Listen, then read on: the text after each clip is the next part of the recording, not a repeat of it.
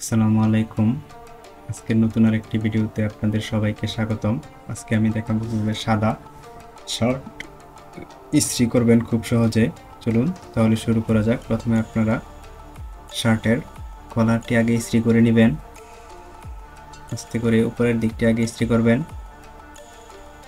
হিটটা পরিমাণ মতো দিতে হবে। যদি বেশি হিট দিয়ে ফেলেন তাহলে কাপড় পুড়ে যাওয়ার সম্ভাবনা আছে।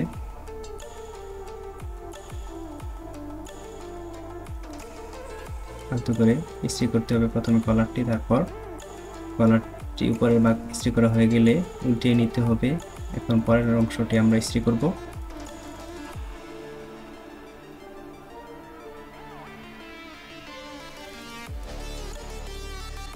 খুব মলিনভাবে ইস্ত্রি করতে হবে।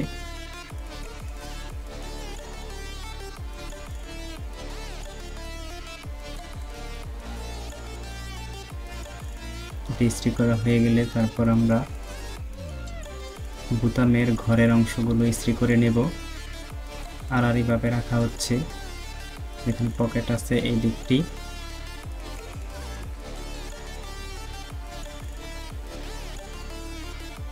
লম্বাভাবে সমান করে তারপরে এটা ইস্ত্রি করতে হবে যাতে ভেঙে না যায়।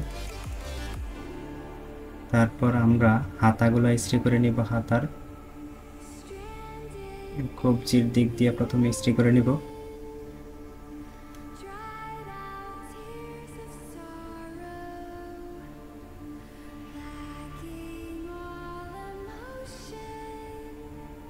তারপরে একটু ভিতরের দিকে ইস্ত্রি করব।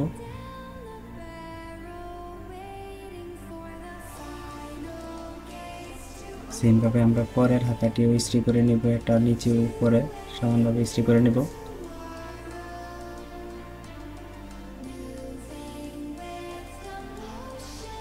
যাদের বাজার থেকে ইস্ত্রি করতে অসুবিধা হয় তারা এইভাবে ঘরোয়া পদ্ধতিতে সুন্দরভাবে ইস্ত্রি করে নিতে পারবেন। আশা করি কাপড় খুব সুন্দর দেখাবে।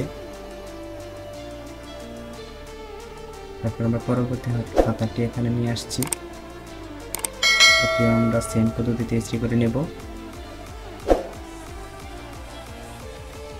আস্তে আস্তে আমরা উপর থেকে নিচে সমানভাবে ইস্ত্রি করে নিচ্ছি। এখন পরের পার্টটি আমরা ইস্ত্রি করব। এই পার্টটি হয়ে গেলে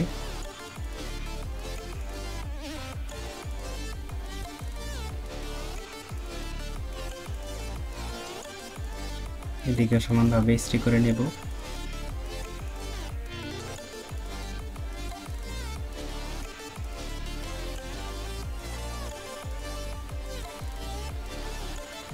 তারপর দুইটি হাত আমাদের ইস্ত্রি করা প্রায় শেষ। এখন আমরা সামনের অংশ যেখানে পকেট আছে এদিকে ইস্ত্রি করে নেব। ইস্ত্রি করার আগে আমরা একটু বোতামগুলো লাগিয়ে নেব। অংশ আগে ইস্ত্রি করে নেই, তারপর আমরা বোতামগুলো লাগাবো। এই দিকটা প্লেন করে ইস্ত্রি করতে হবে, কারণ সামনের দিক দিয়ে বেশি ফুটে উঠে শার্টের সামনের দিক দিয়ে একটু আকর্ষণীয় হয়।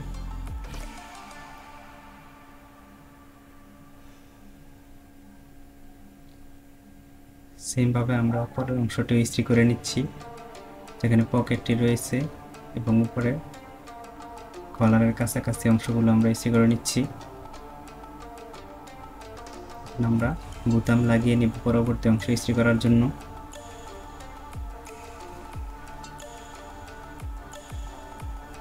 বোতামগুলো লাগিয়ে নিচ্ছি। প্রথমে উপরের বোতামটা লাগালাম, তারপর দ্বিতীয়টা লাগাবো।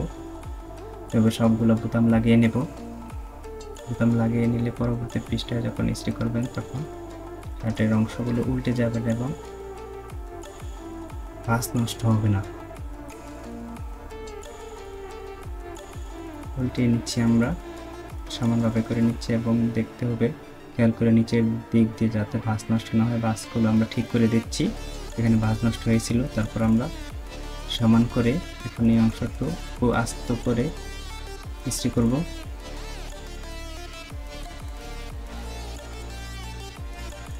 সমান করে নিচ্ছি। পুরোপুরি অংশগুলো ইস্ত্রি করব পিঠের এই দিক দিয়ে।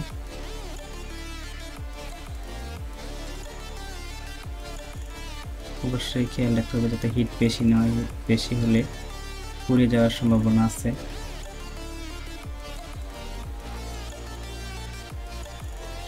ইস্ত্রি করতে হবে।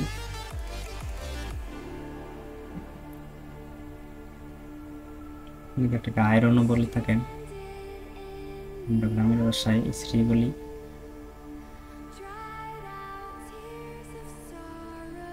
আমরা ভাঁজ করে নিচ্ছি এক সাইড, হাতাটাও ভাঁজ করে নিচ্ছি, অপর পাশটাও আমরা ভাঁজ করে নেব। ইস্ত্রিটা প্রায় শেষের দিকে, এখানে একটু ইস্ত্রি করে নিচ্ছি। আপনারা ঘরোয়া পরিবেশে সুন্দরভাবে ইস্ত্রি করতে পারবেন, ক্যাজুয়াল কিংবা ফর্মাল কিংবা পার্টিতে যেখানেই যান খুবই সুন্দর লাগবে এবং স্মার্ট লাগবে এভাবে ইস্ত্রি করে কাপড় পরিধান করলে। যে আমরা ভাঁজ করে নেব, এখন ভাঁজ করা প্রায় শেষ, এখানে একটু ইস্ত্রি করে নিচ্ছি।